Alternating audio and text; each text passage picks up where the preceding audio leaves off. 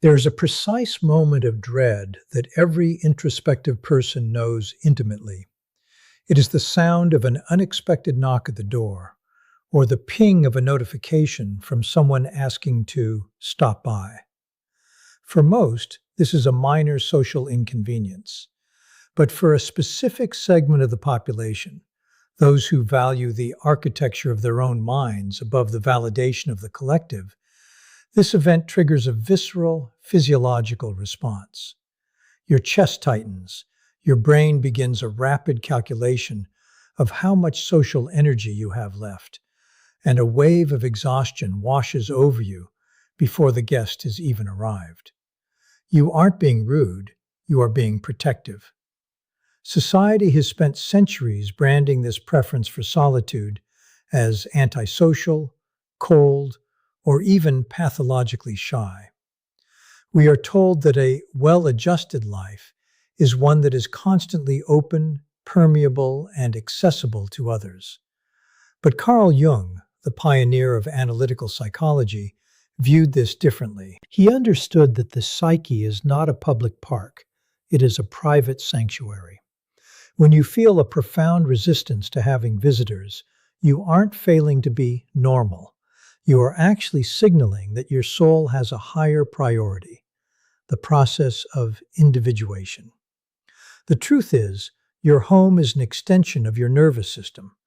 When you allow uninvited or draining energies into that space, you are not just hosting guests, you are dismantling the very barriers that keep your creativity, your peace, and your authentic identity intact.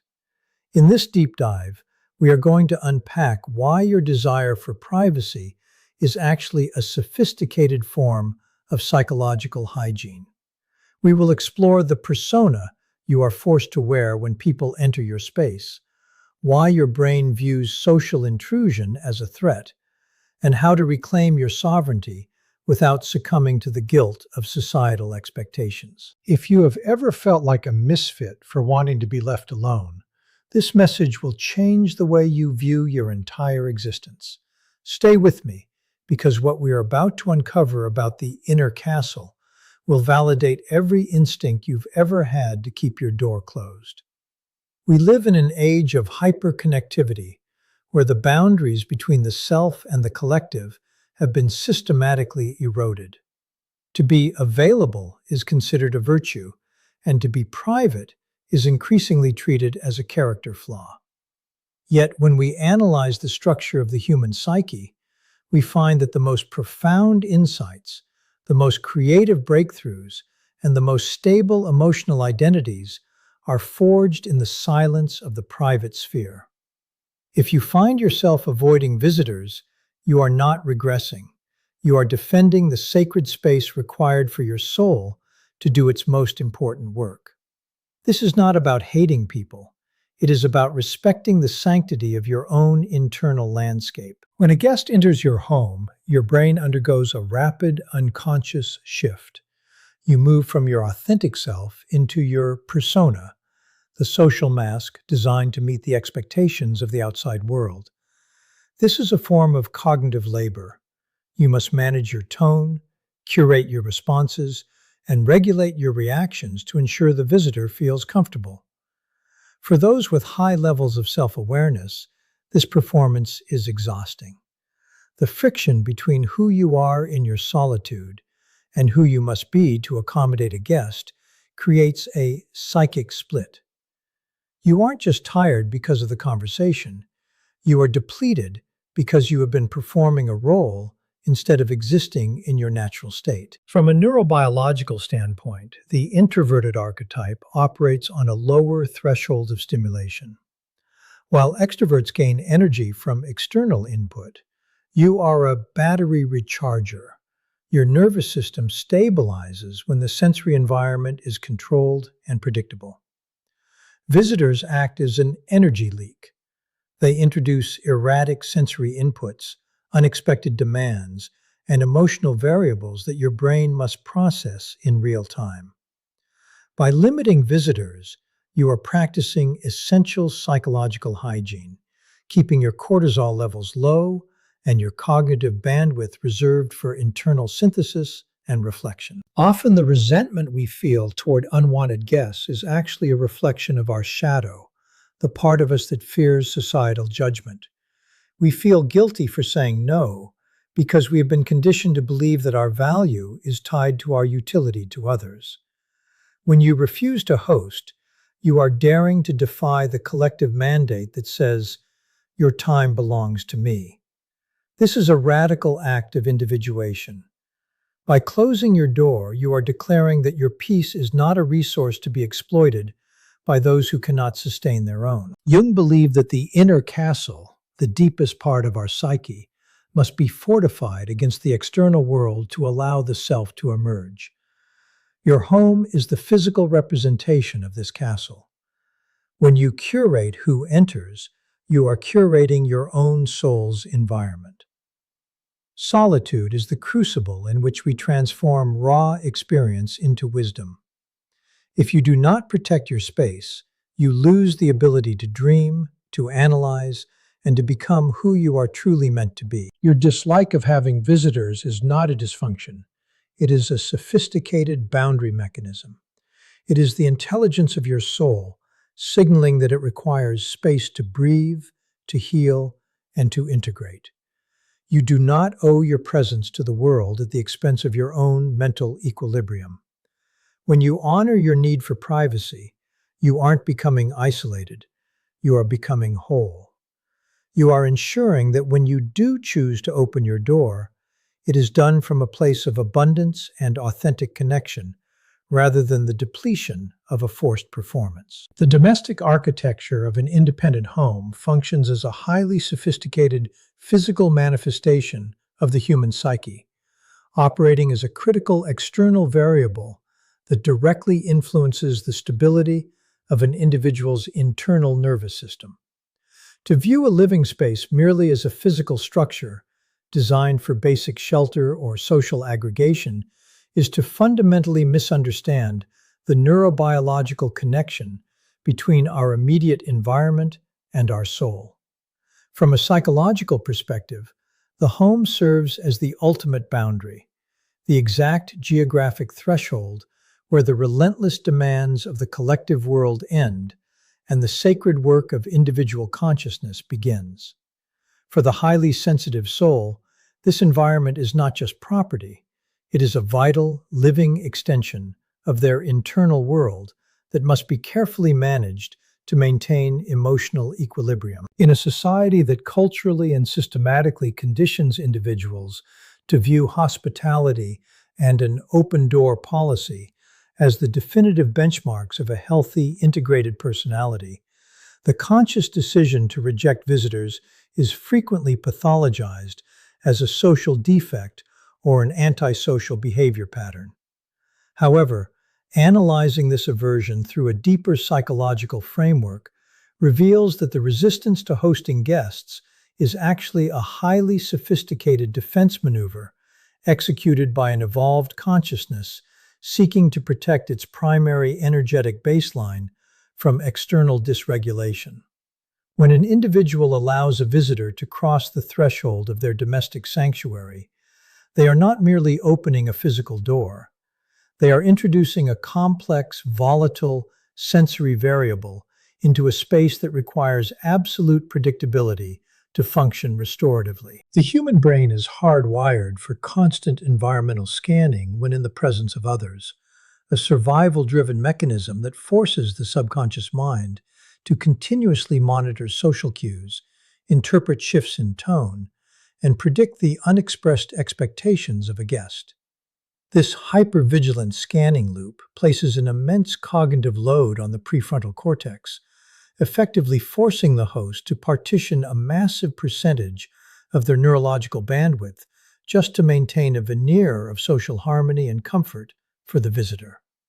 For a soul that is actively navigating deep internal growth, this continuous expenditure of cognitive energy represents a massive systemic drain that completely halts the body's natural restorative processes.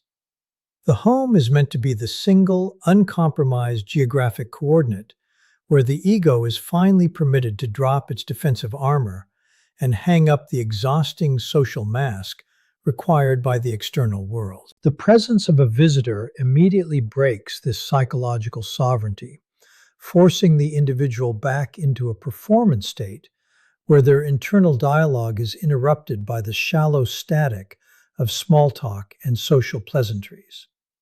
Furthermore, individuals with high emotional intelligence are exceptionally vulnerable to emotional contagion, meaning they do not merely witness the states of their guests, they actively absorb and metabolize their unmanaged stress, background anxieties, and chaotic behavioral frequencies. The dislike of visitors is therefore an essential, healthy immune response of the psyche, an act of radical self-preservation designed to prevent the internal sanctuary from being polluted by the unregulated psychic waste of outsiders. By maintaining strict control over who is granted access to their immediate ecosystem, the sovereign soul ensures that their domestic environment remains a clean, low-friction oasis where the deeper layers of the unconscious mind can safely rise to the surface, allowing true self-awareness, deep work integration, and spiritual expansion to occur without the distorting gravity of a secondary personality demanding constant accommodation. The human brain is a highly complex processing engine that requires an immense amount of metabolic and cognitive energy to successfully navigate the social landscape of the modern world.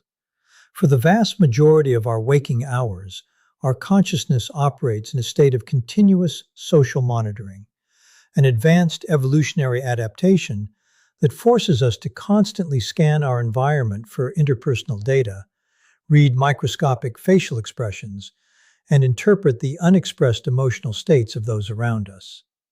This perpetual vigilance is executed by a sophisticated neural network that acts as a cognitive baseline when we are in the presence of others, ensuring that we adjust our behavior, tone, and posture to maintain social cohesion.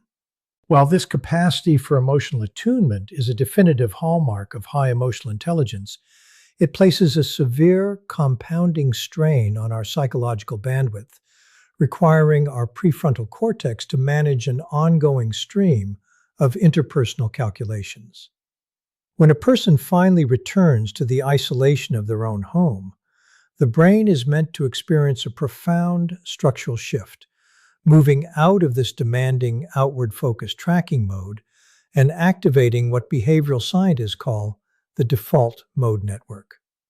This specific neural configuration is the biological engine of deep introspection, creative synthesis, and psychological recovery.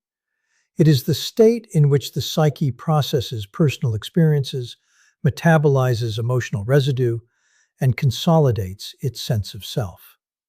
However, the activation of this vital restorative network is entirely contingent upon a single environmental variable: the absolute absence of an external human presence. The moment a visitor crosses the threshold into your living space, your brain's evolutionary programming overrides your desire for rest and forces you straight back into the grueling matrix of social monitoring. You can no longer remain a completely unguarded entity within your own space.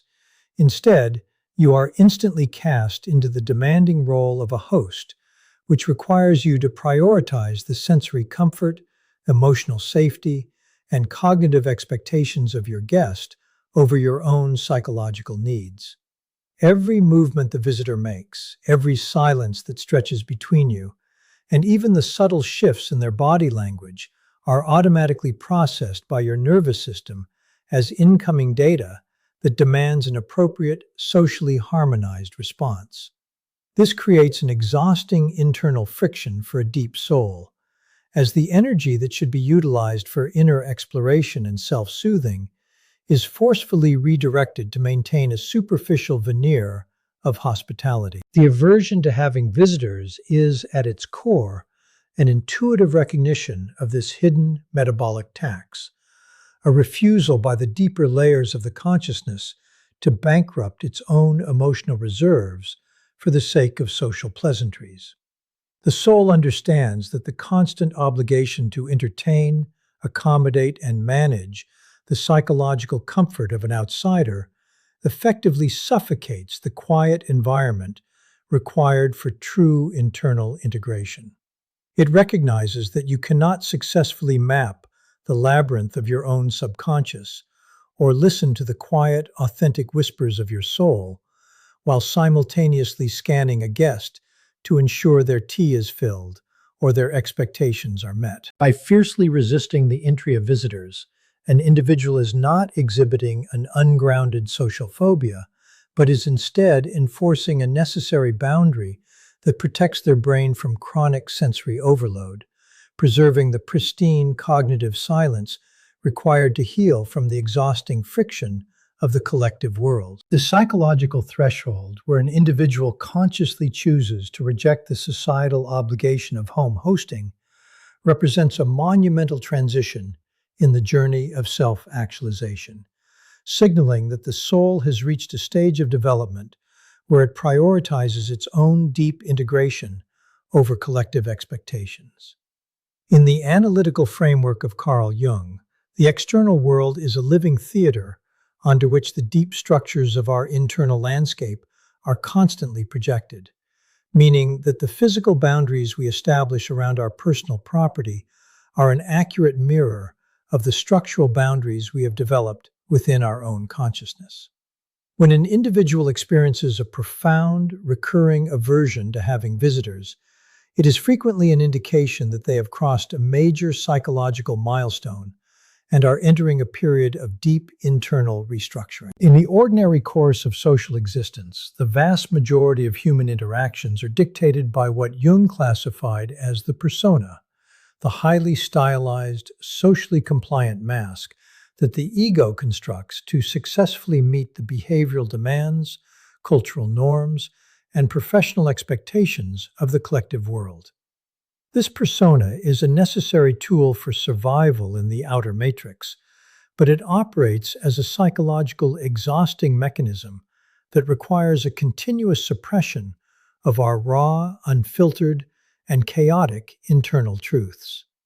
For the vast majority of people, the home is the single, uncompromised sanctuary where this heavy social mask can finally be removed and hung up at the door, allowing the individual to collapse back into their authentic, unobserved reality. However, when a visitor is granted entry into this private ecosystem, the boundary between the collective outer world and the individual inner world is instantly obliterated, forcing the host to immediately retrieve their persona from the door and place it back over their consciousness.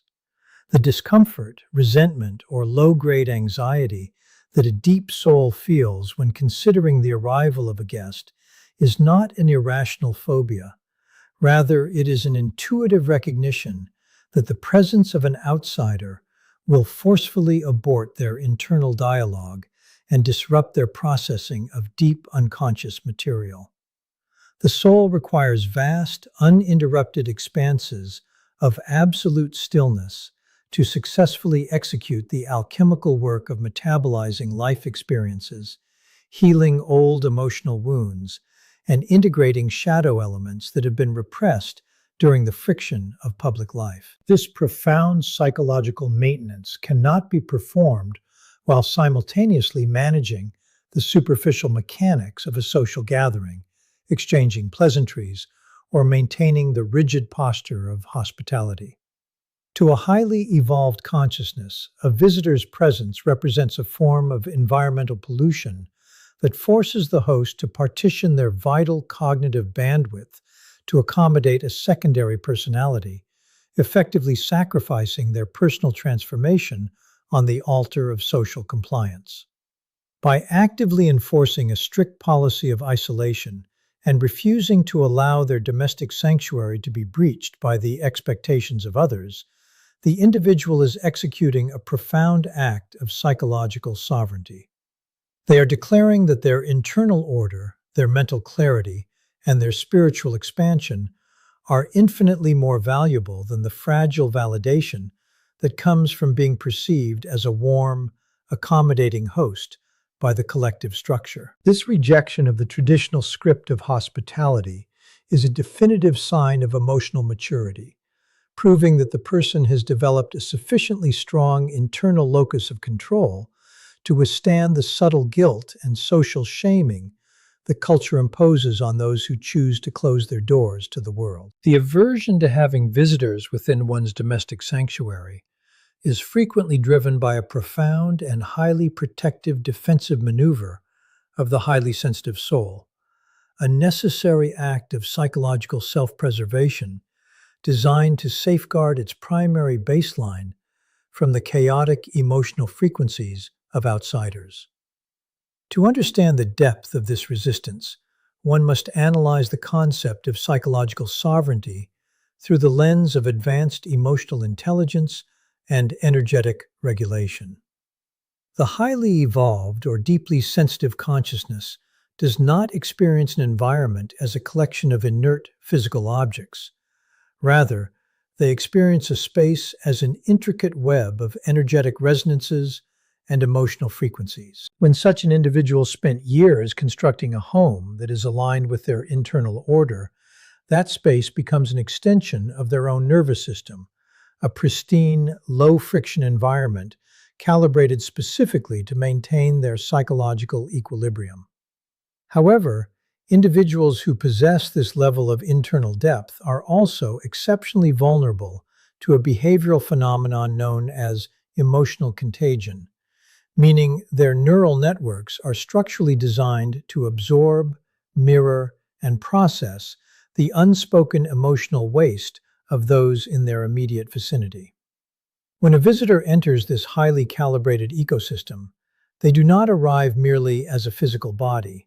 They bring with them an invisible cloud of unmanaged stress, suppressed anxieties, hidden resentments, and erratic mental currents. For the sensitive soul, the presence of these unvetted external variables acts as an immediate form of psychic pollution, a jarring frequency that instantly clashes with the serene baseline they have worked so tirelessly to establish. The discomfort or low-grade dread that arises at the thought of a guest crossing the threshold is not an irrational manifestation of social anxiety, but a highly accurate, intuitive immune response of the psyche, alerting the individual that their energetic boundaries are about to be breached. The sensitive soul recognizes that hosting a visitor requires a massive, uncompensated expenditure of psychological currency, as they will be forced to actively absorb, filter, and neutralize the background emotional static of the guest just to keep the atmosphere comfortable and harmonized. This systematic extraction of emotional labor leaves the individual feeling profoundly violated and structurally depleted within the one geographic coordinate that is supposed to offer absolute safety from the world. By maintaining a closed door and fiercely regulating who is granted access to their private atmosphere, the sovereign soul is not executing an act of hostility toward the collective, but is instead enforcing an unshakable boundary of self-respect. They recognize that their energy is a sacred, finite resource that must be guarded against those who would unconsciously consume it as a casual utility, choosing instead to preserve the absolute purity of their sanctuary so they can continue to vibrate at their own authentic, undisturbed frequency. The deep intuitive resistance to having visitors inside one's personal living space ultimately finds its highest psychological justification in the concept of alchemical stillness, a state of profound solitude where the ego is completely relieved from performing for an external audience, allowing the deeper layers of the unconscious mind to rise to the surface without the distorting interference of social masks. To truly understand the necessity of this isolation, one must analyze how the human psyche operates when it is entirely unobserved. Throughout our daily interactions in the collective world, our consciousness is forced to maintain a state of perpetual outward orientation, constantly shaping its thoughts, emotional expressions, and physical posture to align with the unwritten scripts of social harmony. This continuous performance requires a massive, uncompensated allocation of psychological currency, as the ego must relentlessly suppress its raw, eccentric, and unpolished internal truths to remain palatable to others. When an individual finally enters the absolute isolation of their own home, this heavy social mask is meant to be completely discarded, allowing the nervous system to transition from an exhausting survival state into a deep, generative state of psychological recovery. However, the true alchemical transformation of the soul cannot begin simply because the front door is locked. It requires a prolonged, uninterrupted period of absolute environmental stillness that is entirely free from the threat of human intrusion. The aversion to having visitors is, at its root, a fierce defense of this fertile vacuum, an intuitive recognition by the deeper consciousness that the presence of an outside observer instantly freezes the soul's internal evolution. The moment another human being enters your space, your ego is automatically shocked back into a state of hypervigilant awareness, forcing you to view yourself through the eyes of the guest and immediately halting the natural flow of your deep unconscious material. In the profound silence of a truly empty home, the boundaries of the ego begin to soften, and the psychological material that has been repressed, ignored, or overlooked during the chaotic fiction of public life is finally given the safety to rise into conscious awareness. This is the sacred space where the psyche executes the monumental task of individuation, metabolizing the emotional residue of life experiences, integrating shadow elements, and synthesizing deep creative insights that can only be accessed when the mind is entirely freed from the obligation of interpersonal tracking. To force a deep soul to constantly host guests, exchange shallow pleasantries, and manage the comfort of visitors is to effectively starve their consciousness of the quiet environment required for this vital internal maintenance. The dislike of visitors is therefore a profound act of self-attunement, a refusal to allow the shallow static of the collective world to disrupt the delicate, high-level frequency that the soul requires to map its own internal labyrinth. By maintaining an impenetrable threshold and choosing the absolute stillness of an empty house over the superficial warmth of social hosting, the sovereign individual ensures that their home remains a localized, controlled sanctuary where they can confront their raw, unfiltered truth without the distorting gravity of a secondary personality demanding constant accommodation, thereby transforming their physical isolation into the ultimate crucible of self-mastery and spiritual expansion.